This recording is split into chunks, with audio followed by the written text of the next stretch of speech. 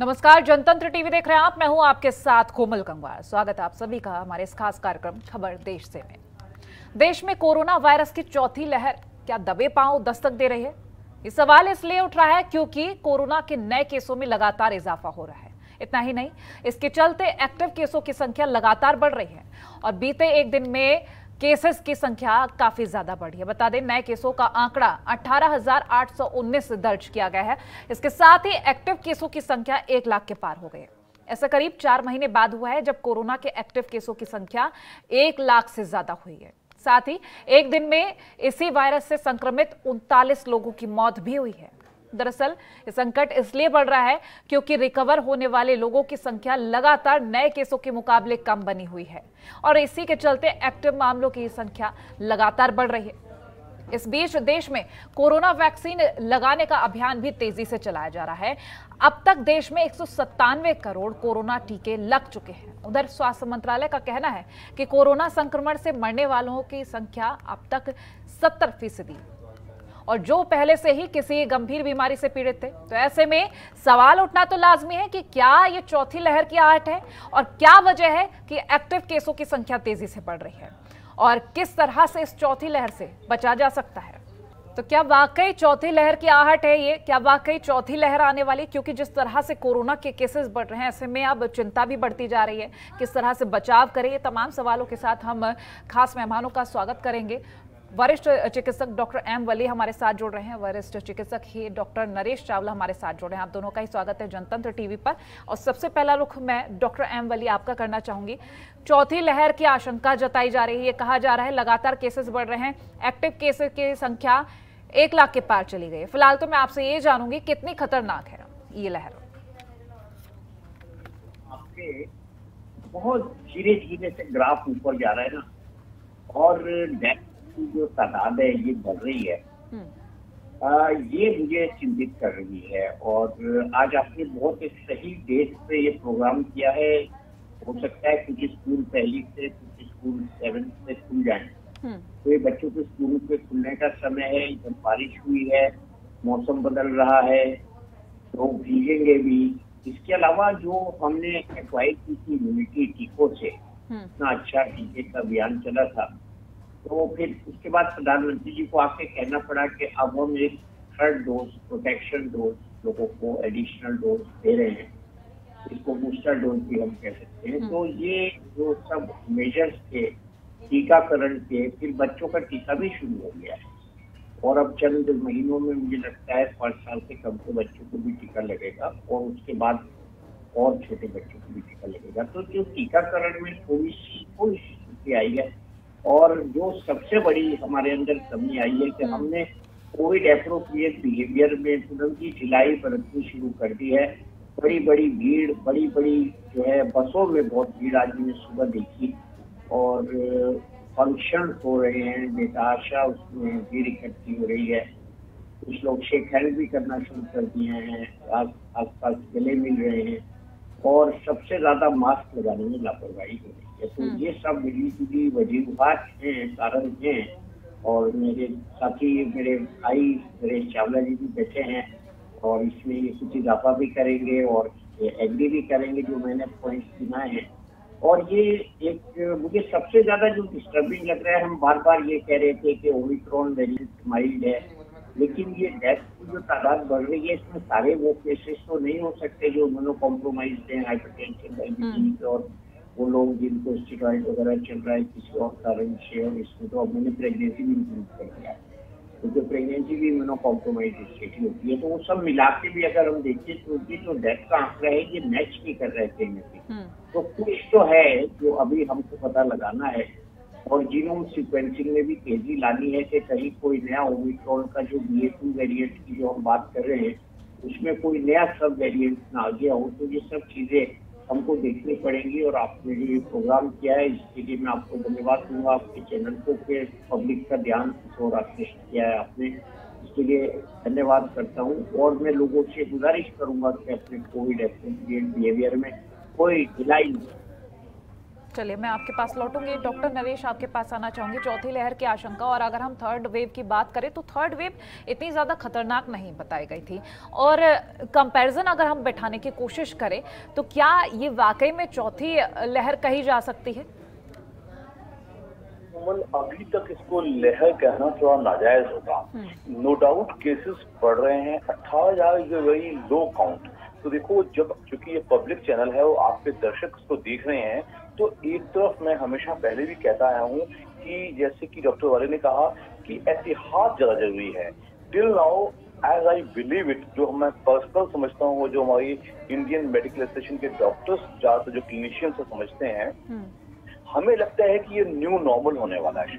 शायद जो ये वेव ना होके ये एंडेमिक होके रह जाएगा। एंडेमिक मीन्स कि कुछ न केसेस साल कुछ चलते रहेंगे, जैसे कि हमारे देश में पहले इन्फ्लुएंजा या फ्लू का वायरस हुआ।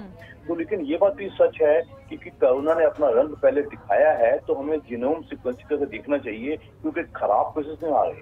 जो 39 डेथ्स हैं, that cannot be called a very high death rate, because that is a very just average death rate. तो that means कुल मिला के एहतियात 100% यस बढ़ाई जाए, क्योंकि हम देख रहे हैं कि आपके चैनल के बाद लोग क्या समझते हैं कि डॉक्टर ने कह दिया कोई डरने की जरूरत नहीं है। तो हम दोबारा से कह रहे हैं डरने की जरूरत तो नहीं है, लेकिन at the same time corona appropriate behaviour और थोड़ा शायद गवर्नमेंट की सख्ती से हो, चाहे लोग स्वेच्छा से माने, कुछ ना कुछ ऐसा होना जरूर चाहिए।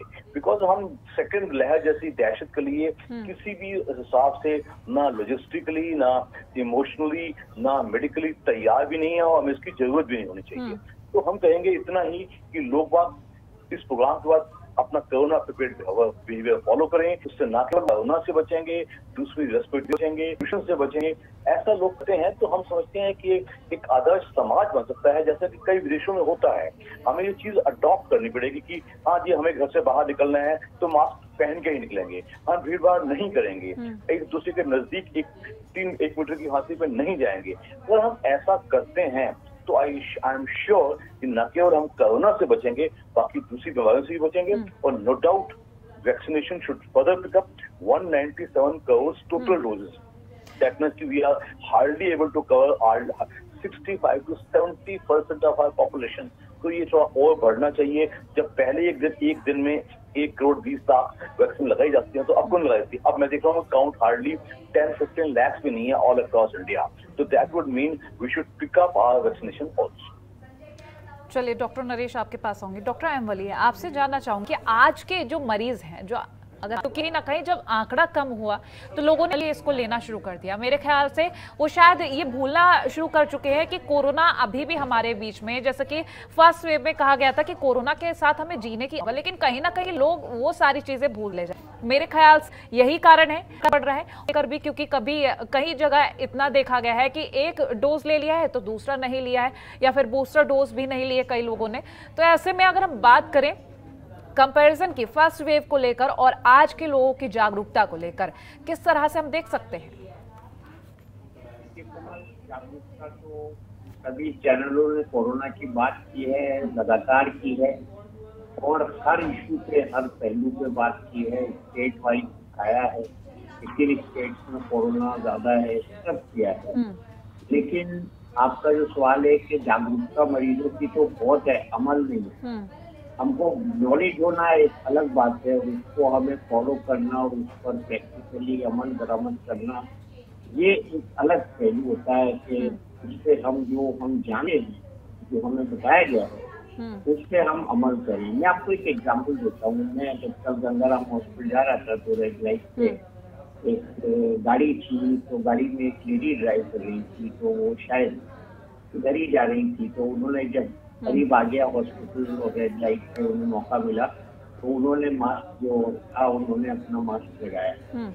जब घर से चली होगी तो मास्क नहीं लगाया। तो ये है कि जब हमें कोई देख रहा है या जब हमें नीचे उतर के जाना है तो मास्क लगा लें, और घर के रास्ते में न लगाएं।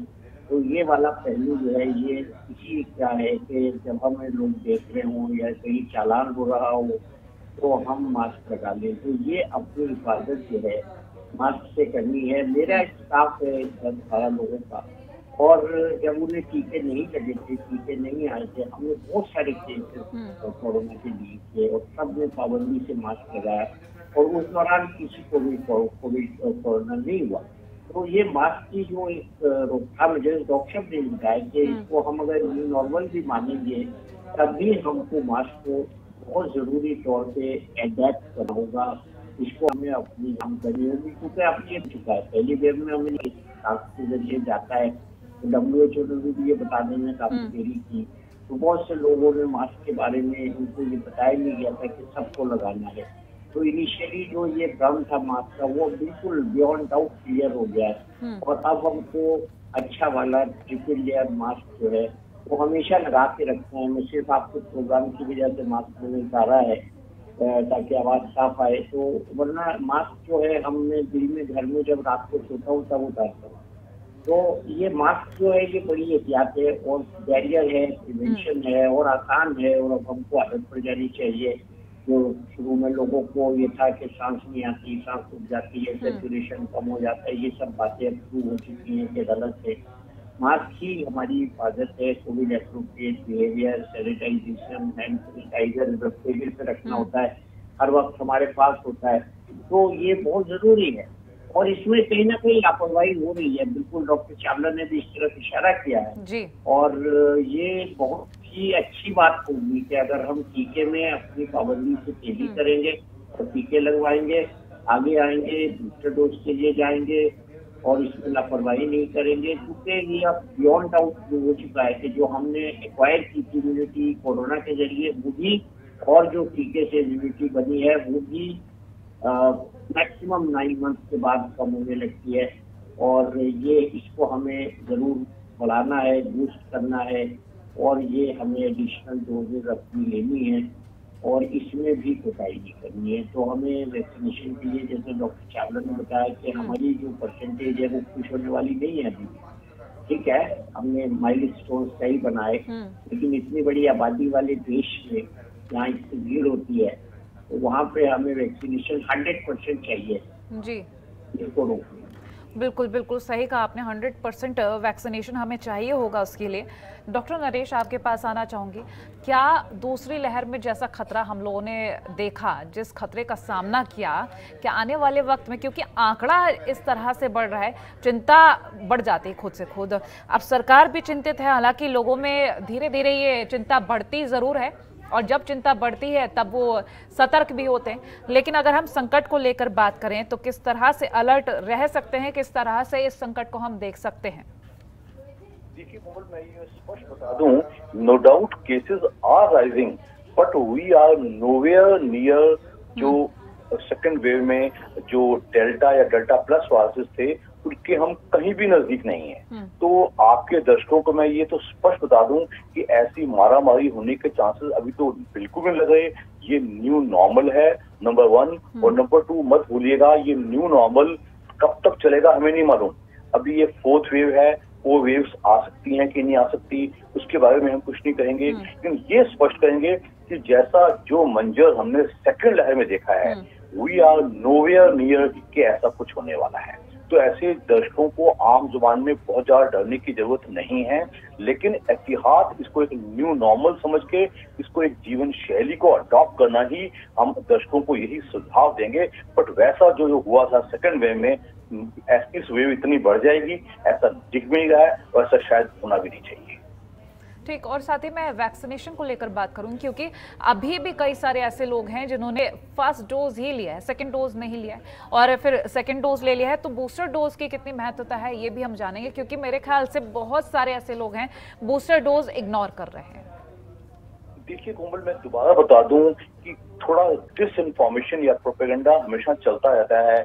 जैसे एक मशहूर टेनिस प्लेयर ने कह दिया कि मैं तो वैक्सीन नहीं लगाऊंगा, तो कुछ ऐसा भी लोगों ने देख लिया कि हाँ जी उसको तो फलाने को तो 3 डोज लग गई थी, फिर भी कोरोना हो गया उसको। तो ये गलतफहमी निपटाने के लिए vaccine is perhaps the only outside weapon जो हम इस्तेमाल करके कोरोना से बच सकते हैं। तो मैं आपके दर्शकों को स्पष्ट संदेश देना पसंद करूंगा, do go for vaccination. Even if इससे 100% बचाव नहीं भी होता, वैक्सीन जो बीमारी की इंटेंसिटी कम हो जाती है, आपके हॉस्पिटलाइजेशन के या आईसीयू में जाने के या मरने के चांसेस बहुत कम हो जाते हैं, और डिसीज अगर होती भी है तो बहुत ही माइल्ड हो सकती है। हो सकता है जो हम आजकल माइल्ड डिसीज देख रहे हैं उसका कारण भी शायद यही हो कि हमारी ऑलमोस्ट 60 to 70% आबादी इससे ज्यादा वैक्सीन लगवा चुकी है। तो इसलिए डू गो फॉर वैक्सीनेशन।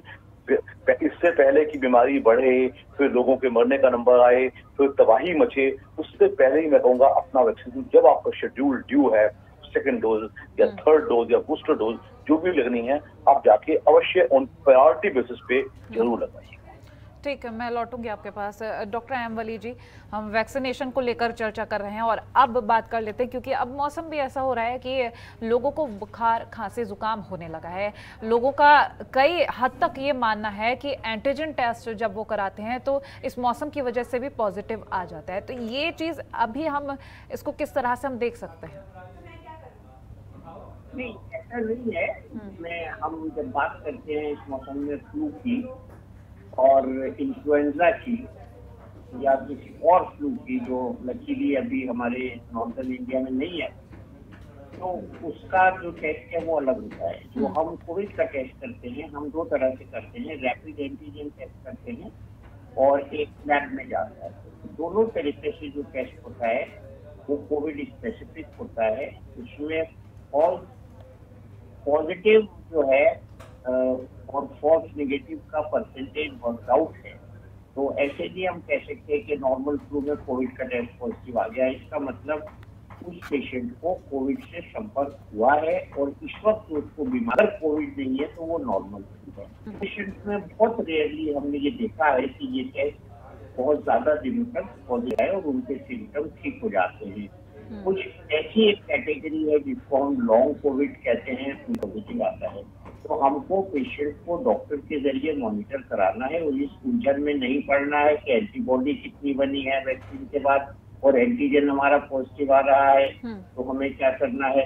तो ये दोनों कंफ्यूजन जो है पेशेंट के लिए नहीं है, ये डॉक्टर से सलाह मशवरा करें। और डॉक्टर चावला ने एक बात बार बार कही है, उनकी बात में ये वर्ड कई बार आया है कि सावधानी। और सावधानी का मतलब ये होता है कि हम अपने लक्षणों के प्रति सावधान रहें और इस तरह के अगर लक्षण हैं तो हम अपनी जांच करा के डॉक्टर के मशवरे से और स्पेशल टेस्ट जो है इसका ये कराएं और उसके बाद अपनी डायग्नोसिस डॉक्टर से कराएं, खुद से ना करें। हाँ, जहाँ तक जो होम टेस्ट का सवाल है, मेरे कुछ बच्चे हैं पढ़े लिखे, सब गूगल पे देख के पढ़ के कर लेते हैं, मैं उनको भी ये सलाह देता हूँ कि आप अपना रेगुलर टेस्ट कराइए और इसका जो RT-PCR है इसको कराइए। और शुरू में हमने बातचीत की थी कि कैसे RT-PCR ये ओमिक्रॉन के ये वेरी कर रहे थे रिजल्ट। तो अब ये है कि हमको अगर ज्यादा पेशेंट्स आ रहे हैं तो गवर्नमेंट का ये काम है, वो कर रही है कि हम जीनोम सीक्वेंसिंग के जरिए जो ये नया वेरिएंट है BA.2 की बात हम लोग कर रहे हैं आजकल, इसके भी सब वेरिएंट है 2, 12 और 14, तो इसके बारे में हम नजर रखे हुए हैं, गवर्नमेंट नजर रखे हुए हैं। मैं जिस अस्पताल में गंगाराम में काम करता हूँ वहाँ हम लोग बहुत बारीकी से अपने सैंपल्स को अगर जरूरत होती है तो जीनोम सीक्वेंसिंग के लिए भेजते हैं। और आज ही हमारे केस में सुबह एक पेशेंट जिनके फादर थे और उनको काफी लंबे टाइम से ये ओमिक्रॉन पॉजिटिव चल रहा था, उनके लिए हमने एक नई मोनोक्लोनल एंटीबॉडी भी आ गई है अमेरिका में जिसकी वो पेशेंट अफोर्ड कर सकते थे, हमने उनको मंगवाई है। तो ये सब चीजें हो रही हैं, तो इसमें पेशेंट का ये बिल्कुल काम नहीं है कि वो इस चक्कर में इस उलझन में पड़े कि मेरा वैक्सीन के बाद एंटीबॉडी लेवल कम हो जाएगा तब मैं दूसरा वैक्सीन लगवाऊंगा, या मेरा ये रैपिड एंटीजन पॉजिटिव नहीं आया तो मैं दूसरा क्यों कराऊं। तो ये सब डिसीजन डॉक्टर पे छोड़ने हैं और हमको सावधानी के साथ अपने टीके रेगुलर इंटरवल पे लगवाने हैं। अगर हमने टीके में देरी की तो उसका जो दूसरी डोज का फायदा पहली डोज के बाद होता है, जैसे आपने भी कहा कुछ लोगों को पहली डोज लगी है और उन्होंने अभी तक दूसरी भी लगवाई है, तो ये बहुत खतरे की चीज है और वो फौरन अपनी कंप्लीट डोज लगवाएं। अगर बूस्टर की कैटेगरी में आ रहे हैं तो बूस्टर लगवाएं और घर में अगर उनके एल्डरली लोग हैं जो इम्यूनो कॉम्प्रोमाइज कैटेगरी है जिसकी भी अलग लिस्ट है 120 बीमारियों की और जो लिस्ट है गवर्नमेंट ऑफ इंडिया की, तो उसमें अगर वो आते हैं तो उनको डोज लगवाएं और अपने SMS वगैरह जो अलर्ट्स आ रहे हैं गवर्नमेंट के सिस्टम के थ्रू उस पर अमल। चलिए मैं लौटूंगी आपके पास। डॉक्टर नरेश, एक बार हर्ड इम्यूनिटी के बारे में हम जान लेते हैं, क्योंकि हम पहली वेव से सुनते आ रहे हैं कि हर्ड इम्यूनिटी जब होगी तो कोरोना से हम लोग काफ़ी अच्छे से लड़ सकते हैं। एक बार फिर से हम जानेंगे कि हम कहाँ पहुँचे हैं, भारत में क्या स्थिति है। देखिए, हर्ड इम्यूनिटी एक वेल नोन एंटिटी है, हालांकि थोड़ी कंट्रोवर्शियल जरूर रही है। कुछ मेडिकल वर्कर्स इसको एक्सेप्ट करते हैं, कुछ इसको नहीं करते हैं, लेकिन ये स्टार्ट होती है जब 70 to 75-80% लोग इम्यूनिटी पा चुके होते हैं। हमारे देश में दिक्कत क्या है कि कई लोग कई अलग अलग लेवल्स पे रहते हैं। आपने खुद ही कहा, ऐसे मैं कई लोगों को जानता हूँ जिन्होंने एक ही टीका लगाया, चक्कर लगाया ही नहीं, डॉक्टर मुझे हो गया था, मैं ठीक हूँ, वगैरह वगैरह। तो लोगों के बिहेवियर, एक तो जो कोरोना वायरस है इसका बिहेवियर हम मेडिकल वर्कर्स के लिए भी अभी फुली अंडरस्टैंडेबल नहीं है। लॉन्ग कोविड की बात की जाती है, एक नई कॉन्सेप्ट है, पहले पोस्ट कोविड की बात की जाती थी। We also do not know, इसकी अभी स्टडीज होनी है। इसलिए मैं इतना ही कहूंगा कि अभी हम इस दावे से इस बारे में कुछ भी नहीं कह सकते, लेकिन हर्ड इम्यूनिटी हो सकता है जो अब आज की तारीख में ओमाइक्रोन हम लोगों को ज्यादा इम्पैक्ट नहीं कर पाया, उसकी वजह ही शायद कुछ ना कुछ हर्ड इम्यूनिटी हमें आ रही है। तो उसके लिए हर इंडिविजुअल, हर भारतीय अपना काम करे। अपने वैक्सीन लगवाइएगा, अपने परिवार को लगवाइएगा, अपने मोहल्ले में देखिएगा। आप अगर इतना कर लेते हैं तो आई एम श्योर हर लोग ऐसा करेंगे तो बहुत जल्दी हर्ड इम्यूनिटी भी आ जाएगी। बट अगर आप पिछले 1-1.5-2 महीने का वैक्सीनेशन ट्रैक देखिए तो वैक्सीनेशन बड़ा लो चल रहा है इस time. People are not coming forward. लोग समझते हैं निपट गया, ये खत्म हो गया आपको। अब ज्यादा जब तबाही आएगी तब सोचेंगे। तो ये सोच हमें बदलनी होगी और it will have to be a more positive and more proactive approach to take vaccination and to follow the corona protocols. अगर हम ये करते हैं तो मैं समझता हूँ डरने की कोई जरूरत नहीं है। बिल्कुल बिल्कुल। चलिए, बहुत शुक्रिया डॉक्टर नरेश और डॉक्टर एम वली हमारे साथ जुड़ने के लिए और ये महत्वपूर्ण जानकारी दर्शकों तक पहुंचाने के लिए। तो चौथी लहर की आहट, इसको कहा नहीं जा सकता, क्योंकि जिस तरह से डॉक्टर नरेश चावला ने कहा कि ये संकट जरूर है, लेकिन इसको चौथी लहर कह दिया जाए ये वाजिब नहीं है। फिलहाल जरूरत है कि पहली लहर में जैसे हम अलर्ट रहे थे, जागरूक रहे थे, आज भी उन्हीं नियमों का पालन करते चलें तो जाहिर सी बात है कि हम कोरोना को मात जल्द ही दे देंगे। अभी फिलहाल सतर्क रहिए और कोरोना के नियमों का पालन करते रहिए। फिलहाल इसी के साथ मुझे दीजिए इजाजत। देखते रहिए जनतंत्र टीवी। नमस्कार। खबरों के निष्पक्ष विश्लेषण के लिए सब्सक्राइब करें Jantantra TV and press the bell icon. Never miss any update.